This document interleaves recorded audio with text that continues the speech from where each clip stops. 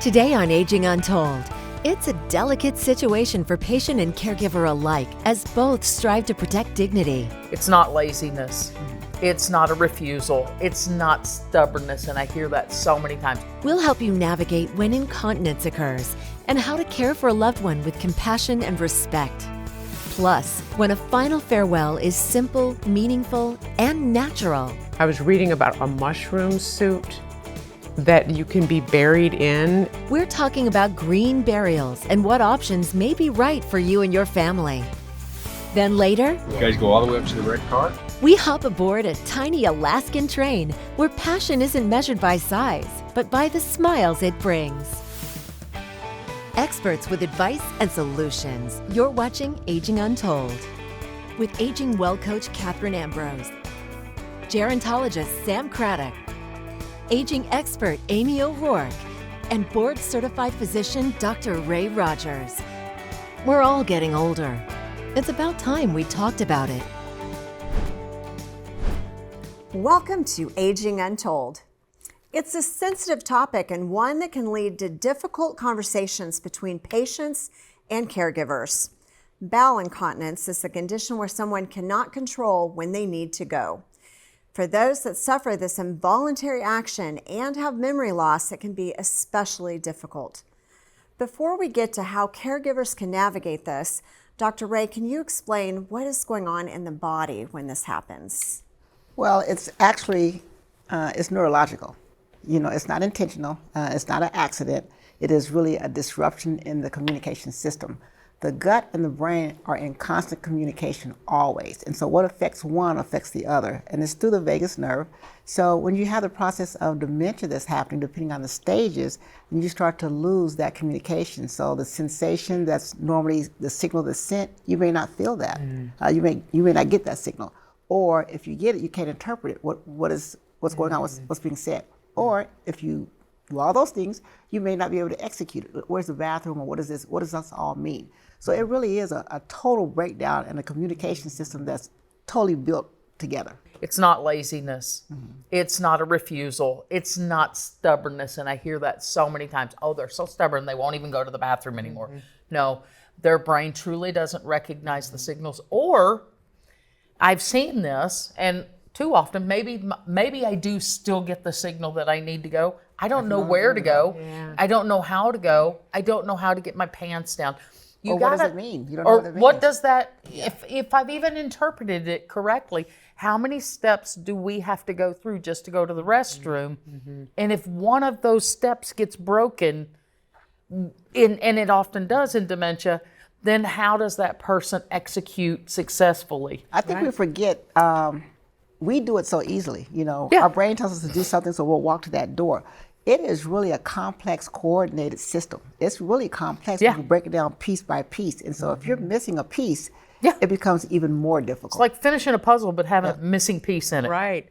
I remember the first time I saw somebody with a memory impairment, they were walking across a carpet and they stepped over the flower that was on the carpet. And it kind of made me stop and pause and go, all right. So if they're having bowel incontinence, then you know, do they need contrast in the toilet paper and in the toilet bowl? Do they need dye in the toilet bowl? What do they need a sign of the bath of the toilet bowl on the door? What do they need that will help them read? Because you truly don't know what's going on in their minds. Yeah.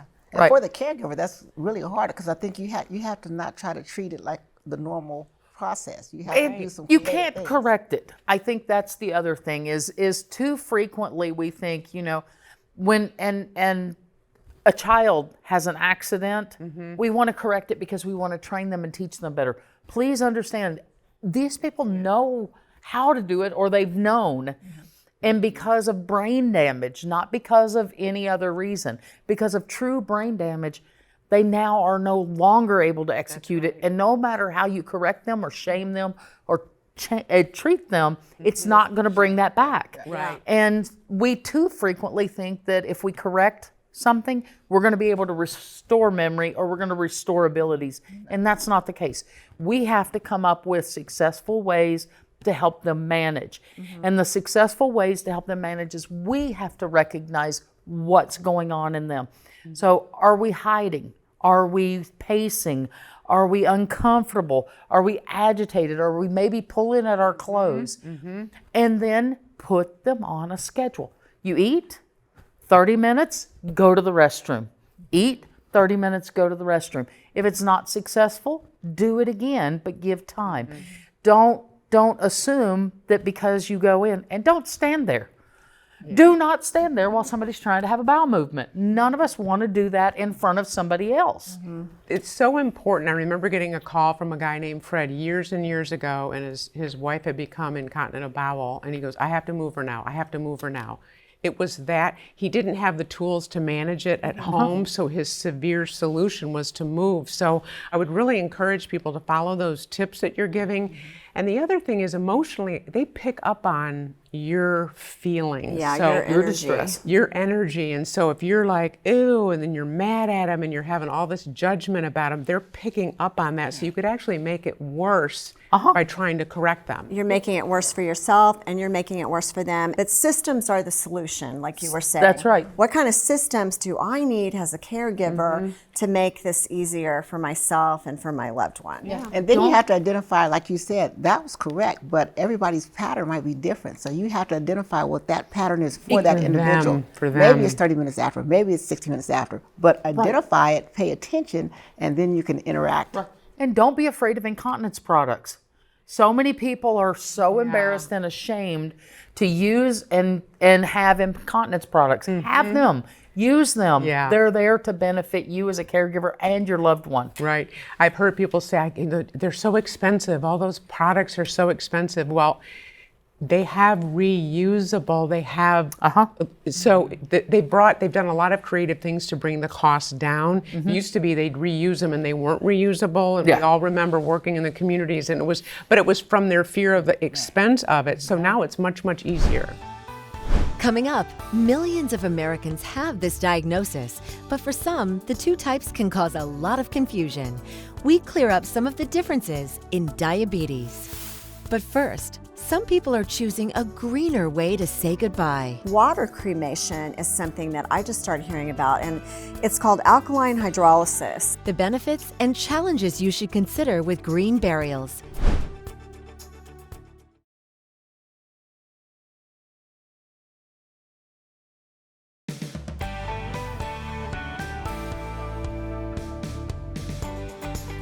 Welcome back to Aging Untold. We all make choices about how we live, where we live, and what we value. For some families, that same thinking goes into their final resting place, the setting, the materials, and the impact it leaves behind. So let's talk about green burials. Amy, when people hear that term, what does it mean, and what options can families consider? So a green burial is basically you're not being embalmed.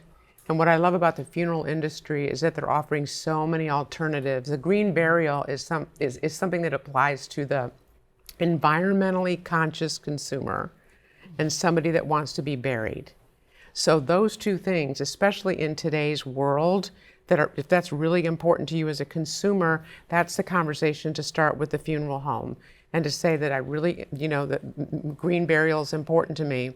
I was reading about a mushroom suit that you can be buried in, and it actually neutralizes the toxins, so the soil gets better through this green suit. I know, I had the same reaction. Weird.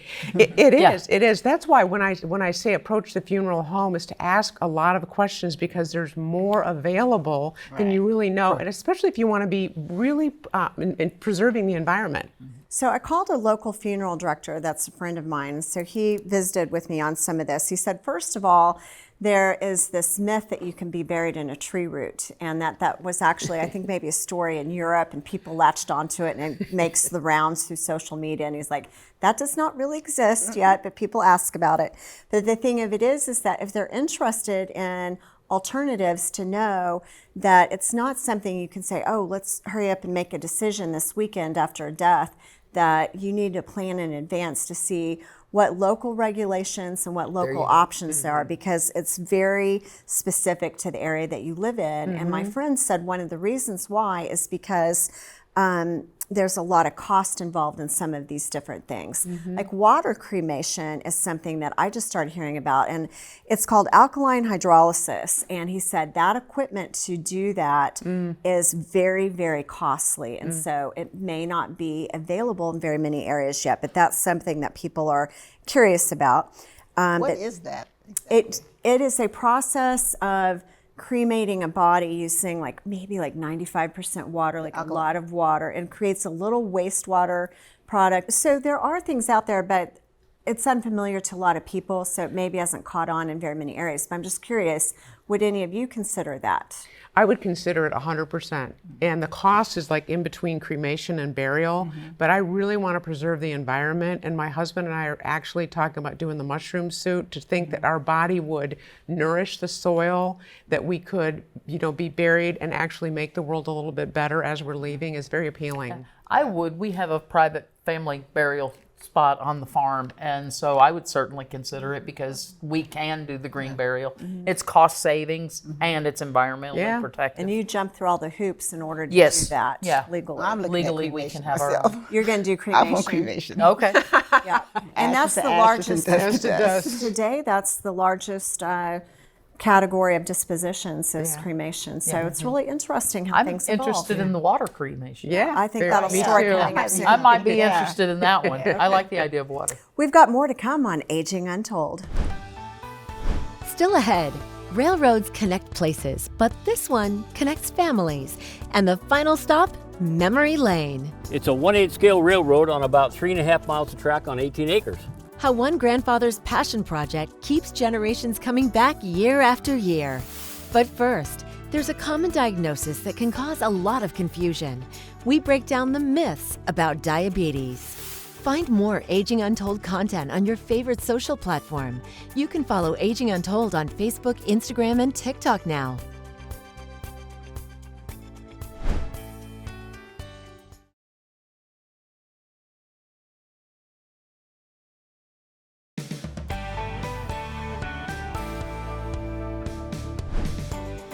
According to the CDC, 1 in 8 Americans has diabetes.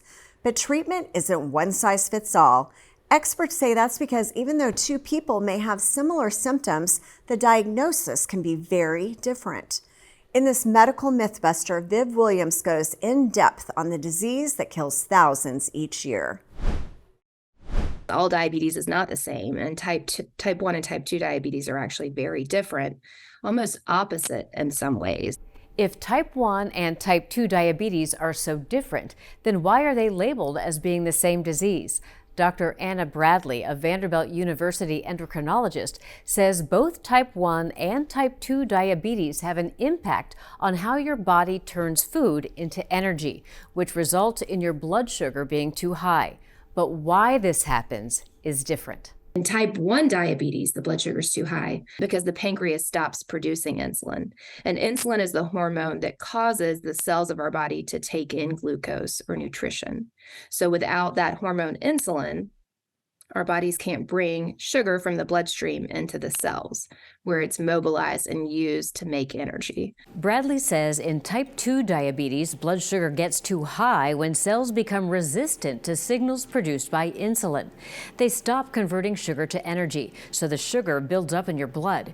Your pancreas responds by making too much insulin. So the pancreas is working in overdrive to produce insulin to help the body overcome that resistance and respond. Knowing what type of diabetes you have is important because treatments are different. If you have type 1 diabetes, Bradley says you have to be on insulin because your pancreas doesn't produce it. If you have type 2, she says there are many medications to try as a first defense to help your cells respond better to insulin. But sometimes in people that have had diabetes for a long time, type 2 diabetes, their pancreas is working in overdrive for so long that it gives out. And so we do have to treat those patients with insulin. The CDC notes that 90 to 95% of people with diabetes have type 2 diabetes. Bradley says being overweight is a major risk factor because fat tissue is insulin resistant. But maybe that's the good news because in some cases, if we can reduce fat, by improving diet, improving physical activity, that can actually reverse diabetes. Whether you have type 1 or 2 diabetes, proper management decreases your risk of developing complications such as nerve damage and cardiovascular, eye, and kidney disease. Dr. Ray, what did you think about that story? Well, it used to be, we were always taught, remember being taught that type 1 diabetes was in childhood and then type 2 was in adulthood. Yeah. And as it turns out, that's completely wrong. It really is that the type 1, you can't make insulin because those cells are destroyed, autoimmunity or things like that. So it can occur at any age. So we're starting to see a lot of adult onset of type 1 because it's autoimmune. Majority of it, we see this metabolic dysfunction in the cells that are going on. You know, you're looking at the obesity rates and everything else. So cellular metabolism is damaged, and that's what you see, this insulin resistance. So basically, insulin signals the liver and the fat and the muscle to uptake glucose inside the cells. And the inability to do that in the presence of glucose is what we call insulin resistance. The interesting thing is that insulin resistance will precede diabetes by like years, like 10 to 15 years. So a lot of times the doctors are not checking the insulin levels. The hemoglobin A1C, it looks good, their glucose looks good, but their fasting insulin is high. And that means that disease is going on, and then it shows up much later as diabetes. What would I be experiencing if I were diabetic and didn't know it? Like, what would some side effects be? So a lot of people get, they call it excess thirst and excess peeing and at nighttime and all that. And you get a lot of those different things. And a lot of times I'll see people, they'll say they feel like blind when their sugars are really high. That's how some people get discovered, that blindness. You know, hopefully you don't go into a coma. A lot of ophthalmologists actually discover diabetes before the doctors do, lots of times. And then the neuropathy. We see a lot of neuropathy that goes on in our, especially in our aged community, because they've had this disease progression going on for years. So these are more serious than probably people would realize. But the good news is that there's medications, but also lifestyle changes that you can make, and you'll feel better and maybe Huge get lifestyle out of it. changes, Maybe reverse because it. type 2 diabetes is actually reversible. After the break, creating a living legacy with locomotives. My daughter says this is what keeps me going. All aboard. How a tour through a tiny town connects generations.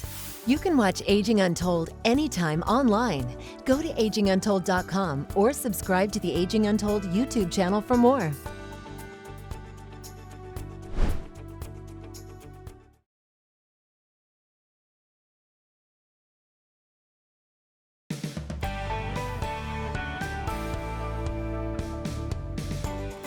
Railroads help connect the country in more ways than one, but instead of moving products or passengers to a new place, there's a train outside of Anchorage, Alaska, with a mission to help families make memories. Dave Allgood explains how grandfather laid down tracks that would carry joy for decades. The Alaska Central Railroad is rolling down the tracks in Wasilla. Hi! Over bridges and through tunnels. Oh, and look, a KOA campground, a relaxing ride in the country. The kids love it. And there are lots of smiles when the train stops for photo ops. I need a big, big smile. And what you may or may not have noticed is that these are little trains. Yep, it weighs about 1,000 pounds. Well, don't tell that to them, because these strong steel horses can haul. I can do 10 people really good. And they even have one that can pull more people, big and small. You guys go all the way up to the red car? So as more passengers prepare to board or straddle for the next journey, I'll let Dennis explain what's going on here. It's a 1/8 scale railroad on about 3.5 miles of track on 18 acres in the woods in Wasilla.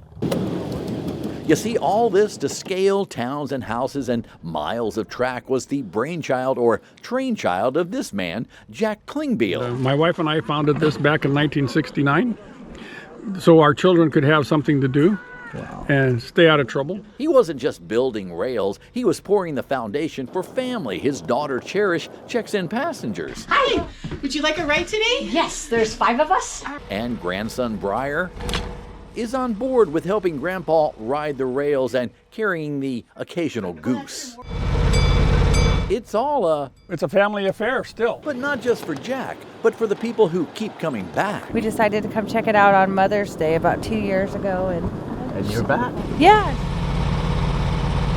The outdoors, the relaxing rocking of the rails, moments to let your mind just soak in being alive. The thing about this little train is that it's a little train and it makes you feel like a little kid again. And I got to admit, I got a little giddy when we first took off, and it's you just can't help but smile when you're out here. It's kind of cool. So riding and waving with Jack was a big treat on this small train because it's his powerful passion that keeps this train on the tracks and the people coming back. I just kind of felt like when he said that, I felt like that inner child in me was coming out again. Oh, yeah. You know, that's just You get no on the worries train, in the world, just you could be that child again, and everything is Bring out the great. playful side of you. I love that the younger generations are coming into it, so it really is a family business because sometimes people grow a really cool business and no one wants to get involved, so this was really cool. This thing's been in business for a while, guys. He started it in '69, so we're not talking about a new company here. This thing's been around for quite a bit. Right, and keeping his kids out of trouble. Yeah. I thought, I mean, that's a lot to go out for, to keep your kids out of trouble, but what a great thing for them to be. Yeah, how many of involved us in. built a train station, a train track to keep our kids out of trouble? That lasted generations, Yeah. so there's got to be so many kids that rode on that when they were very young and they can still go back and revisit. Right. And look at the families that are coming back. Bringing their With kids their back. kids back. Really Yeah. great. Love it. Love it. We're all getting older, so it's about time we talked about it. Until next time on Aging Untold. On the next Aging Untold, we explore chronic inflammation and its connection to many age-related problems. I always tell people there's really only one disease, and that's chronic inflammation. We'll share small daily changes that can help you feel clearer, stronger, and better.